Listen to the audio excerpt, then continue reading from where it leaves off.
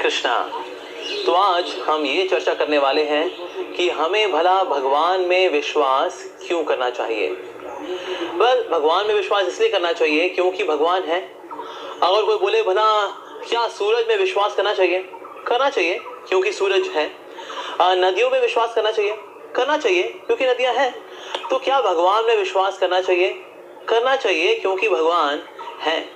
तो भगवान है इस बात का सर्वश्रेष्ठ उदाहरण, इसका प्रूफ हमको मिलता है शास्त्रों से। तो शास्त्रों में इसके बारे में बहुत ही डिटेल डिस्क्रिप्शन है कि किस तरह से भगवान परम नियंता हैं, रचना करने वाले हैं, सबको संभालने वाले हैं, सबका पोषण करने वाले हैं। तो शास्त्रों में बहुत ही डिटेल में इसके बारे में बताया गया है कि भगवान वास्तव में है। और हम देखो, लोग भगवान को मानते हैं ये बहुत शांत दिखते हैं। जो लोग भगवान को नहीं मानते वो फिर भी द्वंद में, कभी कष्ट में, कभी टेंशन में नजर आते हैं। लेकिन जो भगवान को मानते हैं ऐसे लोग कभी भी टेंशन में नजर नहीं आते। जैसे कि हमने कभी भी ऐसा व्यक्ति नहीं देखा होगा जो कि दिखे हमें he is a depressed spiritualist, यानी कि तनाव में रहने वाला भक्त। जो भक्त है वो तनाव में नहीं रहता, और जो तनाव में रहता है वो अभी भक्त बना नहीं है। तो हम देखते हैं कि जो लोग वास्तव में भगवान में विश्वास करते हैं वो लोग बहुत ही सुख और शांति का जीवन बिताते हैं। तो यानी ये भगवान नाम की चीज बड़ी विशेष है, जिसमें विश्वास करने के बाद जीवन में ऐसी क्रांति आती है कि जीवन बड़ा सुखमय हो जाता है।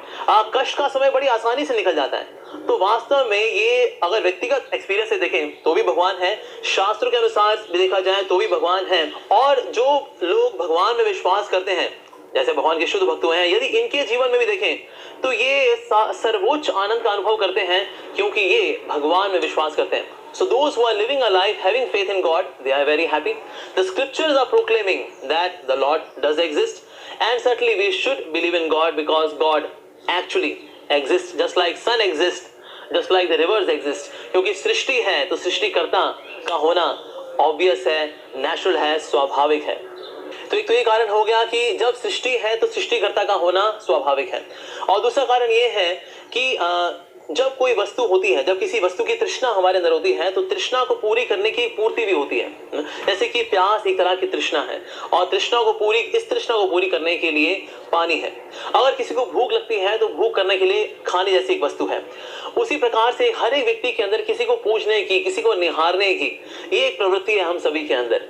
तो ये प्रवृत्ति सबसे शुद्ध रूप में पूरी होती है भगवान को निहार करके, भगवान की पूजा कर करके। और तीसरा प्रूफ ये भी है कि जब कभी एक लॉ होता है तो लॉ मेकर भी होता है। जब कोई नियम होते हैं तो नियम बनाने वाला भी होता है। जैसे कि हमारा संविधान बनाया B.R. अम्बेडकर जी ने। तो जब हम इस सृष्टि में देखें तो इस सृष्टि में भी कई नियम हैं जो चल रहे हैं। जैसे गुरुत्वाकर्षण शक्ति का एक नियम है, the law of gravitation is there, the law of flotation is there. कितने सारे नियम हैं जो कि इस संसार में, सृष्टि में चल रहे हैं। सूरज के चारों ओर ये सारे प्लैनेट्स बड़े ही डिसिप्लिन के साथ चलते हैं। टाइम से सीजन आते हैं, टाइम से सीजन जाते हैं, टाइम से सूरज उगता है, टाइम से सूरज ढलता है। तो ये सब चलाने वाला वास्तव में कोई व्यक्ति तो होना चाहिए। तो जब कोई सृष्टि है तो सृष्टिकर्ता का होना स्वाभाविक है। हमारे अंदर एक इच्छा है किसी को निहारने की, पूजने की, तो ये सबसे शुद्ध रूप में पूरी होती है जो हम भगवान को पूजते हैं, भगवान को निहारते हैं, अपने जीवन में उनको अपनाते हैं। और जब कभी नियम होंगे तो नियमों को बनाने वाला भी कोई होना चाहिए। Whenever there are laws, there has to be lawmaker. So that means, logically speaking, scripturally speaking, by observation, by all means, we can see that God does exist. Thank you very much. Hare Krishna.